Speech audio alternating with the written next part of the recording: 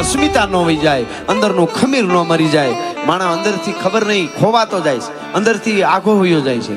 ક્યાંય ખબર નહીં, પરિવાર વિખાઈ ગયા, મા બાપ ભાઈ બોલતા ન હોય. કેવું આપણે થોડામાં કેટલા રાજી હતા અને હા ઉપાડા લીધા છે આપણે અટાણે. હકીકત કહું, હું ઘણી વાર દાખલા દઉં કે અમારી ગીરમાં તમે આવો, નેહડામાં ગીરમાં, મને ગીરને હશે એની ખબર છે એટલે, બાકી આ બાજુ એવું હશે. પણ ગીરમાં નેહડામાં આજે 10 વેતર 12 વેતર 15 વેતર દૂધ ખાધું હોય ને ભેંનું, એ ભેં ગલઢી થાય ને છેલ્લે 2-3 વર્ષ જીવે પણ દૂધ નો આપે. એને લેવા કતલખાનેથી લેવા વાળા આવે ને, એ એમ કે 8,000 આપી દઈએ, 7,000 આપી દઈએ, આ ક્યાં તમને દૂધ આપે છે? તો અમારા માલધારી એમ કે ખોબો ખાણ નાખશું, 2 વર્ષમાં મરી જાય ને કાં હાવજ ખાઈ જાય. આનું અમે 10 વર્ષ કે 15 વેતર 15 વર્ષ દૂધ ખાધું છે ને. અમારી માં કહેવાય દેવાયની ભેં હો, આને ન દેવાય કપાવવા માટે. અમારા ગીરમાં આજે 21મી સદીમાં માલધારીઓ 15 વેતર દૂધ ખાધેલી ભેં નથી આપતા કપાવવા માટે, પૈસા આપે તોય. અને અમુક ભણેલા ગણેલા મા બાપ ને માવતર ને મૂકી આવે છે વૃદ્ધાશ્રમમાં. આમાં ભણેલા કોણ, એના ઉપર વિચારવું જોશે. આપણે વિચારવું જોશે એના ઉપર કે આપણા આમાં કોણ ભણેલા. સાહેબ, અંદરની માનવતાને સંવેદનશીલતા મરી ગઈ પછી કઈ છે જ નહીં. પૈસો બહુ જરૂરી, અવળી નો તો ન લેતા. ઘણા વાતો કરતા ये सब माया है, इसका क्या करे, એમ નો હાલે. આ બધા બિલ ભરવા પડે પાછા, એ બહુ જરૂરી છે. પણ એના વિવેકથી વપરાય તો પાંતીમાં ભાયતું પડે, પણ સઘળી ઢોળો સાય તો કાગળ બગડે કાગડા. વિવેક વગર દુનિયામાં કઈ છે જ નહીં. વિવેક એટલે શું હવે એ કહી દો. વિવેક કોને કહેવાય? આપણે 4 હારામાં હારી ગાડી છોડાવી અને 240 ની સ્પીડ આપેલી હોય, હારી ગાડી લઈ 240 ની સ્પીડ આપેલી હોય અને રોડ ઉપર આપો ને તો 240 હાલે હોય. શું કામે ખબર? એની કંપની માંથી લેબોરેટરી માંથી પાર થઈ ગઈ છે, 240 હાલે જ. પણ નો હકાય, આને વિવેક કહેવાય. ફોની આસપાસ રેવાય, બરોબર? વિવેક એટલે શું? એક જણે ગાડી લીધી કે દ્વારકા જવું છે બાપુ, આશીર્વાદ આપો. એને પપ્પાને કે, મમ્મી પપ્પાને કે તમે પેલા આશીર્વાદ આપો પછી દ્વારકા જઈ આવી. નવી ગાડી છોડાવી તો એને પપ્પો આશીર્વાદ આપીને કે મારા આશીર્વાદની સ્પીડ 110 ની છે, એથી આગળ કાંટો જાય તો આશીર્વાદ વાહે રહી જાય. પછી કેતો નહીં પપ્પાના આશીર્વાદે કામ ન કર્યું. અત્યારે હું તો બોલ્યો તો, મારા પિતાશ્રી ગયા ને વરસદી પહેલા, પછી હું પ્રોગ્રામોમાં કહેતો, મહિના 2-4 મહિના થયા પછી હું બોલતો પ્રોગ્રામ શરૂ થયા પછી. મેં કીધું મારો બાપ 70 વર્ષે વયો ગયો તોય મેં કીધું 2-3 મહિના નીંદર ન આવી મને. તો જેના 20 વર્ષના એક્સિડન્ટમાં મરી જાય એ મા બાપની શું દશા હશે? કોક દીક જોવો તો ખરા. આ બહુ વિચારવું પડશે આપણે. ઘડતર ભણતર શિક્ષકો આપણા ખૂબ કામ સારું કરે, ધર્મગુરુ. હું તો બધાને કહું, આજે આપણે આંકડા શીખાડીએ, ફલાણું શીખાડીએ, ભૂગોળ ભણાવીએ, એની સાથે સાથે આ બધું બહુ જરૂરી, ભણાવતા જ હોય. પણ મારું કહેવાનું એ છે કે 20 વર્ષના વયા જાય હું દશા થતી છે. અને એવું કોઈ જોવાનડા ઘણા એવા, મારું જીવન છે, હું સ્વતંત્ર છું. તારું જીવન તારું એકલું નથી. તારા મા બાપ, તારું કુટુંબ, ભાઈ બહેન, પરિવાર, કુટુંબ, ગામ, આ બધાનું તારા ઉપર ઋણ છે. પેલા એ ઋણ પૂરું કરી દે, પછી તારે જ્યાં જવું હોય ત્યાં જાય છે ભલા માણસ. એટલે એ બહુ વિચારવું જશે અટાણે. બસ નીકળી જ પડવું છે. અને ઘણા તો એવા છોકરાઓ, હું મારા બાપ ને ગમે એ કહી દઉં, તું તારા બાપના પેટનો જ નથી. લ્યોની જાહેરમાં કહું છું, બાપને ગમે એ કહી દેવાનું હોય, કહેવાના ઠેકાણા હોય બધા. જેનો મેં કીધું ને કે જેનો બાપ ઉભા મોરની બાળકોને દેતો હોય ને એના બાળકો માર ખાઈ નહીં આવે કોઈ દી. આ સીધી જ વાત છે. બહુ પંપાળવાય નહીં, સારું સારું ખવડાવો. એક તો આ બધું બહારનું ખવડાવવાનું બંધ કરજો. ઝેર જ આવે બધે અટાણે. આમ નક્કી કર્યું ને, તમારે અહીંયા માતાજીની કૃપા હોય, થોડોક પૈસો આવે પહેલી શરૂઆત ગાયથી કરજો.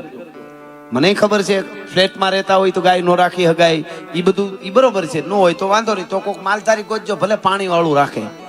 આ કોથળીમાં ઝેર આવે છે, જાહેરમાં કહું છું. કયું કોથળીમાં આવે છે લેબોરેટરી કરી દેજો. હા બરોબર. મારું કહેવાનું હોય કે આપણે મને નકર આમનામ બધું આયલું ને, જો મને એમ લાગે 10 વર્ષ પછી આપણે કોકને ઘેરે જાવ ને પૂછશું ને કેટલા સભ્યો તમારા ઘરમાં, આપણે પૂછ્યું એટલે કે અમારા 7 જણા છે બધા થઈને ઘર. સારું સારું. કેટલાને કેન્સર નથી? એ કે 4 ને છે, 3 ને નથી. માતાજીની દયા કહેવાય દ્વારકા વાળાને, લ્યો 3 ને નથી.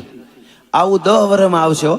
આમને ઉપાડા લીધા ને હાવ ઝેર જ ખાવાનું, હુકેલું ફલાણું. આપણે આ બધા જે બંધારણ વાળા પેકિંગ વાળા કોને ખાવાના ખબર? બીજા દેશને, જ્યાં નથી થતું ને ત્યાં એને જાજા સમય રાખી મૂકવું પડે.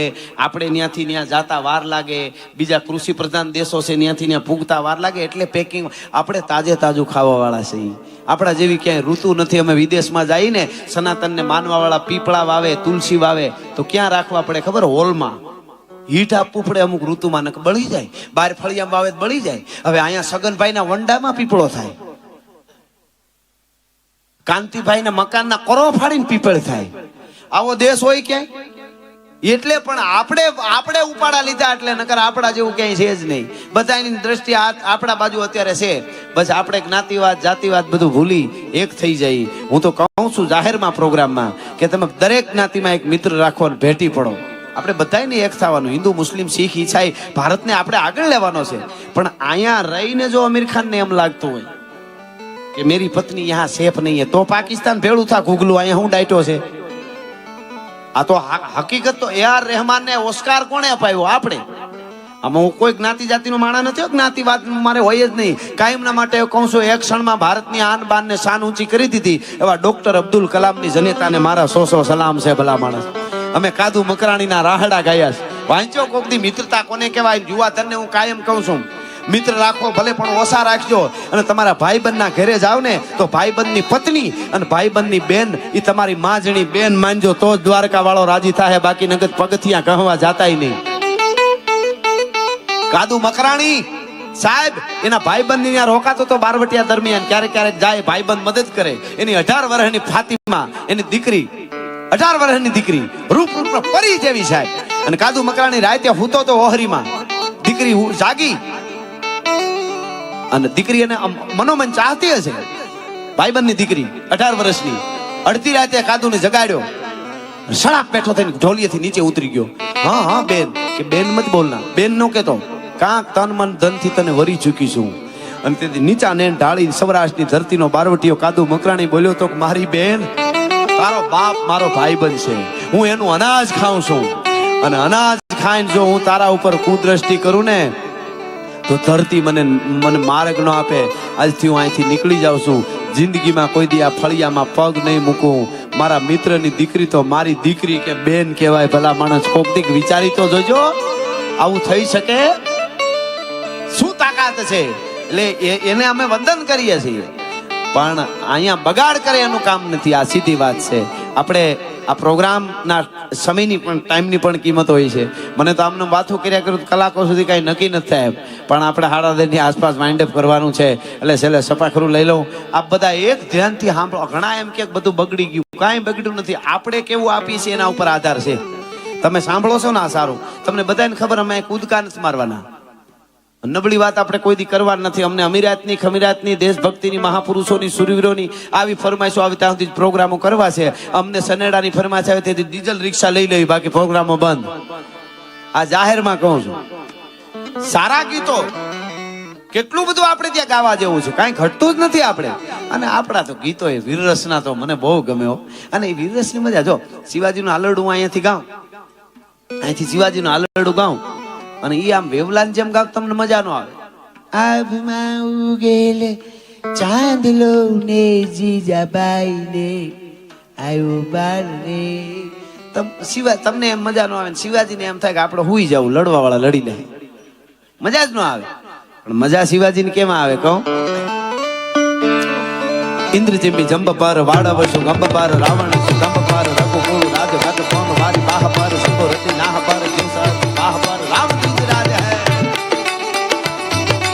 ઇન્દ્રજીમી જંબ પર વાડવશું ગંબ પર રાવણ ગંબ પર રઘુકુળ રાજ ગત કોણ મારી બાહ પર સંભો રતિ નાહ પર જીવસર હસ્ત બાહ પર રામ તીજ રાજ. કાવા તુમ દંડ પર સીતા મૃત દંડ પર ભીષણ મુતંડ પર જૈસે મૃગ રાજ તજ તમ નચ પર કાન શિવરાજ હૈ. આ 300-350 વર્ષ પહેલા લખેલું કવિ ભૂષણ નું કવિત તમે જુઓ. એની ઉપમા એક કવિત કહી દઉં છે ને, અર્થ કરી પહેલી વાર તમે કદાચ અર્થ સાંભળશો, મજા આવશે. શિવાજી મહારાજે ઔરંગઝેબના જે બાદશાહો હતા, ઔરંગઝેબના સેનાપતિઓ બાદશાહો જે હતા, સિપે સાલારો હતા, એની સ્ત્રીઓ હતી, એની કેવી શિવાજી હાલત કરી સાંભળજો. હવે હાલતમાં બે અર્થ થાય, સાંભળો, હજી ચોખવટ કરી દઉં. હાલત કેવી કરી ખબર? ખરાબ દ્રષ્ટિ નહીં. શિવાજી મહારાજના જન્મ દિવસે એક બાદશાહની કોઈ દીકરીને લઈ અને માણસો એને લઈ આવ્યા. ઇતિહાસ છે, ઓથેન્ટિક ઇતિહાસ છે, સાંભળજો. શિવાજી બેઠા હતા ત્યાં લઈ આવ્યા અને આમ બુરખામાં આવીને ઉભી રહી દીકરી. એટલે કીધું મહારાજ આપકે लिए भेंट लाए हैं, आपका जन्मदिन है. શિવાજીને એમ કે હું લઈ આવ્યા છે. આમ જોયું તો દીકરી ઊભી છે, થર થર ધ્રુજતી હતી દીકરી. શિવાજી ઊભો થઈ ગયો, હા ને ફટો. એના માણસોને કીધું તમે હજી મને ઓળખી નથી કે હું જીજીબાઈ નો દીકરો છું. આ બેન દીકરીને લઈ આવ્યા તમે? બેન ને પગે લાગ્યો શિવાજી, બેન માફ કરજો, મારા માણસોએ કઈ તને તકલીફ આપી હોય તો. શિવાજી કોઈ પણ દુશ્મનની દીકરી હોય, બેન દીકરી હોય ને, એ મારી દીકરી છે, હું એનો ભાઈ કે બાપ કહેવાઉં કે ભાઈ કહેવાઉં કે દીકરો કહેવાઉં. તમે મને ઓળખી નથી હિગા, એને સહી સલામત બા ઇજ્જત પાછી એને ત્યાં સુધી પહોંચાડી દો. આટલી ઇજ્જત કરતા હતા. કોઈ પણ જ્ઞાતિ જાતિની દીકરી હોય, દુશ્મનની દીકરીઓને શિવાજી પગે લાગીને કહેતો તો દીકરી માફ કરજે, તને તકલીફ નથી પડી ને.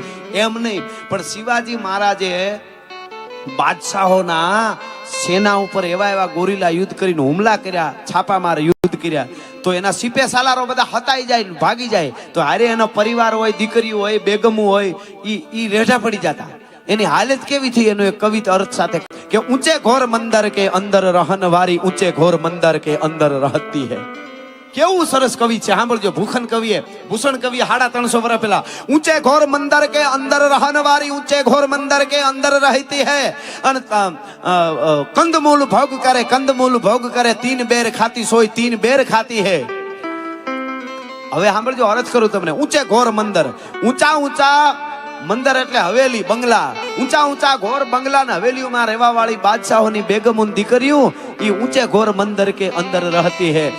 જંગલની માલિકો ભોંયરામાં ગુફામાં રહેવા માટે મજબૂર થઈ ગયું. એના પતિઓ મૂકીને ભાગી ગયા. ઊંચે ઘોર મંદર કે અંદર રહન વારી, ઊંચે ઘોર મંદર કે અંદર રહેતી હે. અને કંદ મૂળ ભોગ કરે. દિવસમાં હાથ વખત ચક્રગંધ ને હારા હારા જે ફળો ખાવા વાળી ઈ જે એમની બાયુ સ્ત્રીઓ બેનું દીકરીઓ હતી, એની કેવી હાલત કરી શિવાજી. તે ઓલા રેઢી પડી ગઈ, ઓલા બધાને ભગાડી મૂક્યા. એટલે કેવું થયું કે કંદમૂલ ભોગ કરે, કંદમૂલ ભોગ કરે. ચક્રગંધ ને હારા હારા ફળો ખાવા વાળી જે હતી ને, એ કંદમૂળ જંગલમાંથી વીણીને ખાતી હતી. આવી રેઢી પડી ગઈ, એકલી પડી ગઈ. કંદમૂલ ભોગ કરે, કંદમૂલ ભોગ કરે, 3 બેર ખાતી સોય 3 બેર ખાતી હે. દિવસમાં 3 વખત 32 ભાતના ભોજનના થાળ પીરહાતા હતા એની બેગમોને. 3 બેર ખાતી, વો 3 બેર ખાતી, 3 બેર ખાતી હે. 3 બોરા જંગલમાંથી બોળા ને કેરડા ને કરમદા વીણીને ખાતી હતી. અને ભૂષણ કે ભાર દવી, ભૂષણ કે ભાર દવી. ભૂષણ આભૂષણના ભારમાં ઉપડી નો હગે એટલા ઘરેણા બાદશાહની સિપે સાલારોની બેગમો પહેરતી હતી. ભૂષણ એટલે આભૂષણ, એના ભારમાં દબાઈ જતી. ઈ ભૂષણ કે ભાર દવી, ઈ ભૂખના ભારમાં દબાઈને જંગલમાં છુપાઈને રહેવા માટે મજબૂર થઈ ગઈ. ભૂષણ કે ભાર દવી, ભૂષણ કે ભાર દવી. અને વિજન ઢુલાતી સોય વિજન ઢુલાતી હે. જેના ઉપર 24 કલાક દાસદાસીઓ વીંજણા ઢોળાવતા હતા બાદશાહની બેગમોને. જંગલમાં રેડિયો પડી ગઈ. ઓલા તંબુ મૂકીને ભાગી ગયા. વિજન ડુલાતી થી વીજણા ડોલતા હતા જેના ઉપર, ઈ વિજન ડુલાતી હે. વિજન એટલે માણસ વગરની, જન વગરની, સાથી વગરની ડોલતી હતી, ભૂખી જંગલમાં રખડતી હતી. વિજન ડુલાતી સોય વિજન ડુલાતી હે. ભૂષણ ભનત શિવરાજ નારી બેરીન કી, નંગન જનાતી આજ નગન જનાતી હે. નંગમાં જડાવ રહેવા વાળી બાદશાહની બેગમો હીરાપના પોખરાજના જેની માથે આભરણ રહેતા હતા, ખીરખાબને લપેટાના વસ્ત્રો રહેતા હતા, ઈ નંગમાં જડાવ રહેવા વાળી નંગ જડાવ રહેતી હતી, વો નગન જનાતી હે. ઈ ફાટેલા કપડામાં નગન વેશની માલિકોર થઈ ગઈ હતી, વગડાની માલિકોર. એના પતિઓ મૂકીને ભાગી ગયા હતા. આવા શિવાજી મહારાજની આવી તાકાત. એટલે કહે છે ભૂષણ કવિ, ઇન્દ્રજીમની જંબ પર વાડાવશું ગંબ પર, રાવણ ગંબ પર રઘુકુળ રાજ હત પર, જેસા હત પાહ પર રામદીપ રાજ, કાવા તમ દંડ પર સીતા મત દંડ પર, ભૂષણ તેજ તમ કંસ પર, કાન જીમી કંસ પર, જીમ લીસ વંશ પર, શેર